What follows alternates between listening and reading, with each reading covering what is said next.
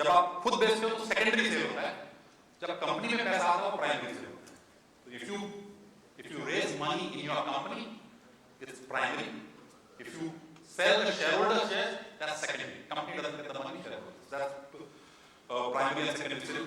TTM, trailing 12 months price earning multiple. सब लोग जो धंधा करते हैं, the Gujarati guys are absolutely sort of brilliant. So I must give you this. I've learned a lot of things from this city banker, and he mentioned to me on the Wall Street, you are an IITian, and if you are either a Gujarati or a Marwadi, that's the world's best combination. So a guy who knows numbers is, and it comes naturally to him, is the guys, if you are a Marwadi or Gujarati, it's in their blood. So you need to know how to crunch the numbers. So you have the best qualification, and you have, your genes are just perfect because you are born a Marwadi or Gujarati. So trading 12 months PE multiple. So everybody reads in the newspaper, economic time now the PE multiple है. So if your share is effectively, just to put it simply, you're earning 10 crores, and your market cap is 100 crores, 100 upon 10, your PE multiple is 10 times. But accounts are audited only once, which is the 12-month period of 31st of March. But when you're doing a transaction in December, do I look at March? The answer may be no. So when you're negotiating a transaction, on the sales side, we'll say, boss, look at my TTM, my run rate, my profitability up to September, October last year to current year September. There is no accounting, it's a provisional accounts. So you use a TTM, trailing 12 months multiple. Peer comparators, your company versus some other company, that's the other jargon. Trading multiple, what is the Industry Trading Act? So if somebody wants to do an IPO, you look at what a listed company, paper products is doing, or other listed companies are doing. That will give you a sense of the valuation benchmark. Transaction multiple. Some M&A is happening in your space, at what multiple did that share? What did that deal happen? That's a transaction multiple. Earn-out period. A lot of companies are, we are in the midst of almost 4 or 5 earn-out transactions. What is earn-out? You sell part of your company today, you give out 51%, and the balance is over 3 years or 2 years. That's an earn-out period. So that's jargon for earn-out. So I have the last 2 slides. How do you fund an acquisition? How do you fund it actually? So if you're looking to acquire a company, do you just go and cut a check? The answer is no. Equity is the most expensive form of money. You need to conserve your equity. So as far as possible, you used to use debt. So we just got a mandate from a large company, the company I mentioned, world number 2, purely because of the fact that we gave him a capital structure which was absolutely perfect. He was doing an acquisition, already identified a target in Europe. He was advised to take private equity money to de-risk his balance sheet and do that acquisition. So they had a term sheet ready of $20 million to fund his European acquisition.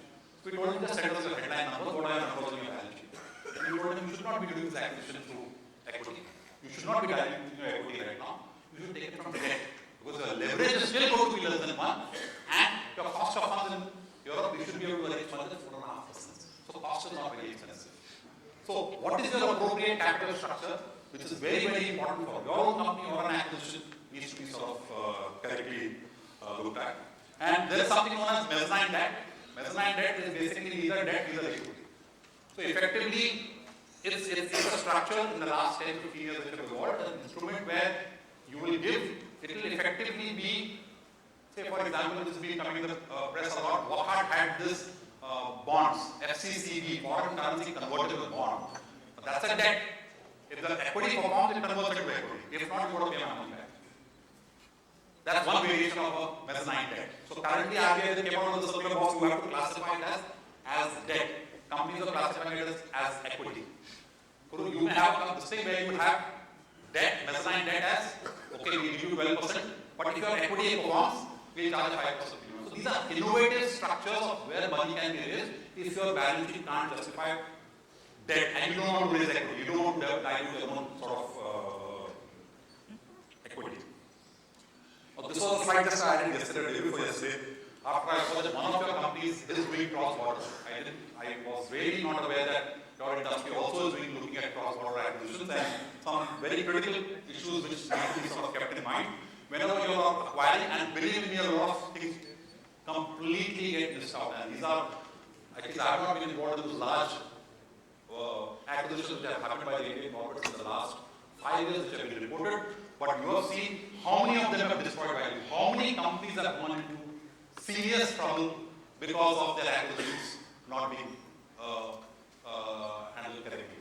So whenever you are buying a company or an asset, you've got to look at whether you're a company in bankruptcy or not. If you're a company in bankruptcy, you don't care what is known as the reps and warranties. This is a very, very primary thing for an acquisition. Whenever you buy a company, you will take a representation from the seller that all whatever you have told me, all the financials which you have given me is true and correct. If not, you have a legal case against them. But in a bankruptcy, you don't get reps and warranties. So effectively, your diligence has to be absolutely thorough. You are just, it's a gamble. Whatever they have declared, if they are wrong, you can't proceed legally anymore. So reps and warranties are very, very sort of not available, but very critical in any transaction. In Europe, you now have what is known as 2P liabilities. These are potential liabilities of employees. Transfer of undertaking and protection of employment. This is a 2P, there's an act. Across Europe, you have this liability. This is applicable only if you are buying an asset. If you buy the company, you are inheriting, the liabilities are remaining. But if you buy an asset, if you want to buy a printing press in Germany, the liabilities of the employees will come on to you. That's very, very critical. Pension liabilities, currently in Europe, a whole lot of companies don't have their pension fully funded. That's a big sort of liability. Environmental liabilities. I don't know whether there's pollution in your industry, but in a lot of sectors, environment is almost a clear deal breaker, where you have historically been at the same plant, there's a lot of pollution around. When you acquire, the authorities out there can ask you to clean up the land before you go. So effectively, environmental liabilities is there. You have to obviously look at whether you're doing a company purchase or an asset purchase. Company purchase means if you buy a company, you are inheriting it with all its liabilities, whether you do it in India or abroad. Aapne kisi ki company kharidi, whatever problems of the company is there, it will continue. So to mitigate risk, we have an alternate structure. We say, bhai, hum abhi company nahi kharidenge. We will buy your asset. Company is yours. We will buy the asset and start the process. So that company you have to decide how to sort of do it. Company acquisition was shareholder acquisition. Whether you buy a company through your company or do you buy directly. It's again a capital structuring issue. We won't discuss it right now. And most important is outbound investment. If you are doing a cross-border transaction, how do you take money out? And I have seen a whole lot of outbound transactions which have been completely badly structured because the promoter was told something, not gone to a specialist, they did some, and it's completely where effectively when they do an acquisition and they're getting 128% of the money of what is being earned out there. And last is obviously ring fencing. So if you acquire a company abroad, you don't want the problems of that company or that asset acquisition coming onto the Indian company. So there are ways to ring fence your Indian operations legally and financially so as to mitigate risk on your India operations. You may be ambitious, you may do an acquisition abroad, but there are ways to ring fence your business assets in India so that if there are problems which continue out there, you can again go into bankruptcy without impacting your sort of Indian business. Friends, it's been a slightly technical topic maybe for you all. I hope I've been able to explain as simply as possible, and I hope it's been beneficial for you all.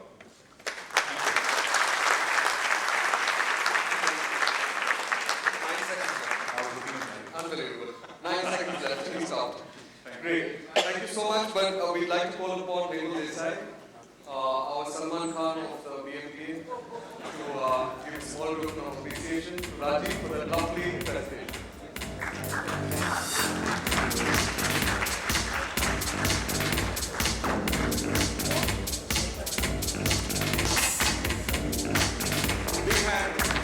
Big hand to Rajeev. Thank you so much, Rajeev. Thank you, everyone. I know your bladders are bursting, but we've got one more presentation before we break for tea. Quick one, only 15 minutes. Our next speaker is Afsal Kotal, who's the director of Person Print Solutions. Person provides solutions to printers in the Middle East, Africa, Sri Lanka, and India to improve quality, efficiency, productivity, and reduce costs.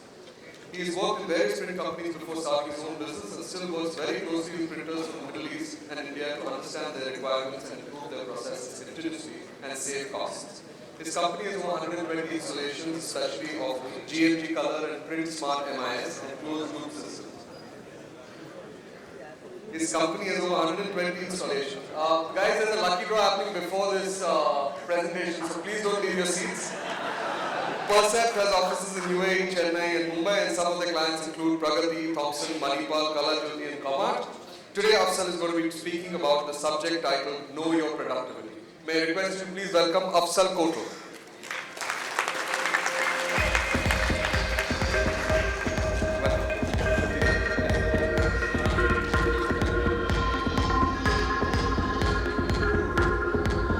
Afzal needs to connect his laptop, and I've been wanting to do this from a long time, but I was waiting for an interruption, and that is my quiz. So let me do a quick quiz. Times New Roman. Everybody knows about Times New Roman? Before that, if you want to win this quiz, you have to come here and answer. You can answer from your seat, but you must come here and take your prize quickly. Okay, so Times New Roman. How many people know about Times New Roman? It's a font, right? Okay. Who invented it? It was created by for whom and when? Times New Roman for the Romans? Good answer. Very good answer. No. Anybody? From the Times paper. Which country? Yes, that's right. In 1931. Brilliant.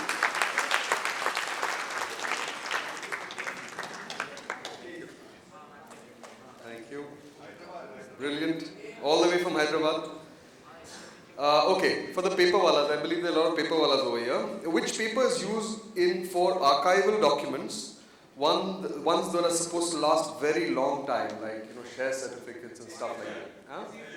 Okay, there are many people who have said it. Who can come here?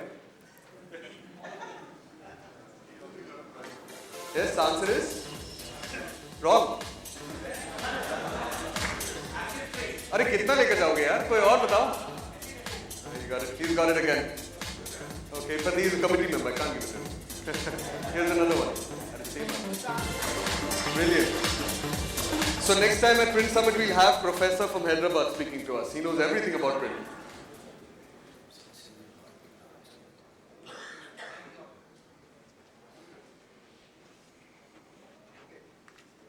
Ready, Afzal? Okay, one more.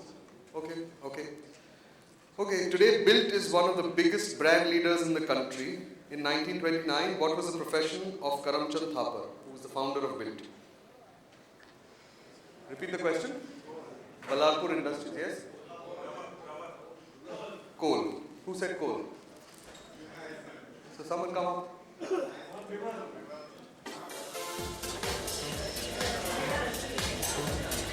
Coal? Okay, great. Thank you. Coal is the right answer. Thapa was a coal trader. Later he moved into textiles and established JC Limited. Still more time? Let me see. Yes, one more.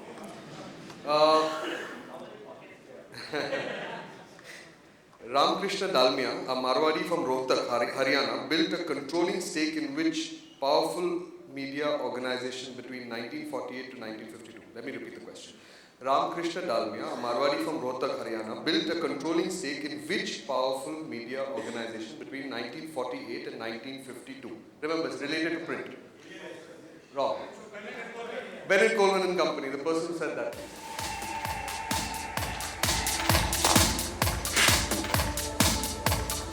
We have Dev Alapati from Kalajyoti, all the way from Hyderabad and Mumbai.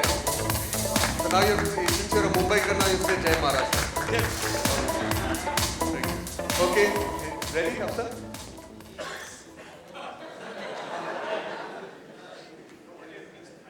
Who invented chemical bleaching of paper? Who invented chemical bleaching of paper? DuPont is wrong. It's very difficult, even I can't pronounce it, so I'm sure no one's going to get this. Who invented chemical bleaching of paper? The paper wallas also don't know, the ITC guys don't know. I'm not going to give time for you to go on Google. It was, so no one's got it. Our Google. Nitin bhai, you? No? Okay, so it was Claude Louis Berthollet of France. Right?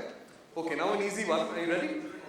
Okay, an easy one. Who is the Indian former international cricket player who owns a printing unit? You have to come here. It's correct, but you have to come here. All committee members. Anybody from non-committee who said Saurabh Ganguly?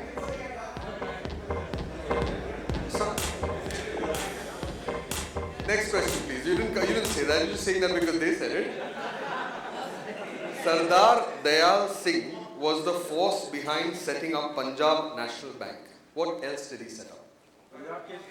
Sardar Dayal Singh, wrong, was the force. Let me complete, please. Sardar Dayal Singh was the force behind setting up Punjab National Bank. What else did he set up? I can't hear. Wrong, sorry? Wrong.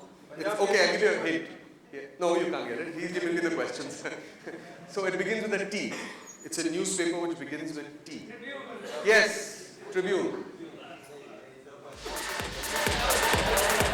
Oh, Sardar Pawaji, आइए.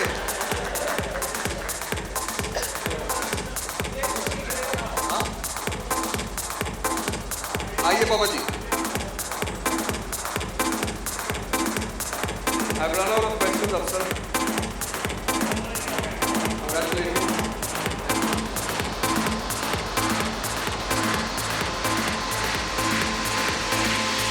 That's the end of my talk. Let me check.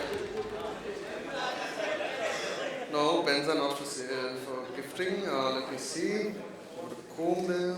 Croson. Anybody's got a headache? I can give you. This is free. Anybody wants, I can give you. Afsal, I've run out of questions. Tie? My tie? Now that's going to happen at 7:45, 8 o'clock. Undressing is going to happen at that time. Okay, now for the STB, there was a lot of talk about Shared Benefit Forum, so I'll take this opportunity. If anybody is interested to know more about what the Shared Benefit Forum is, or if you want to start a Shared Benefit Forum in your city, country, or ilaka, taluka, wherever you are, you just write to stb@bmpa.org and we'll help you. You walk one step and we'll walk 10 steps. We'll see to it, my team and myself will see to it that we can set up STBs. It's a brilliant concept. If we have STBs all over the country and eventually all over the world, there's a lot of sharing which can happen in the print industry and we can all benefit from it. Yes, good. There's a counter outside with a computer on it, and the BMPA has its own Facebook and Twitter site. So you're free to go there and take your photograph, get it uploaded on Facebook, Twitter. You can tweet, you can like, dislike, etc. And the whole feed is live. Print Week is uploading photographs as we speak.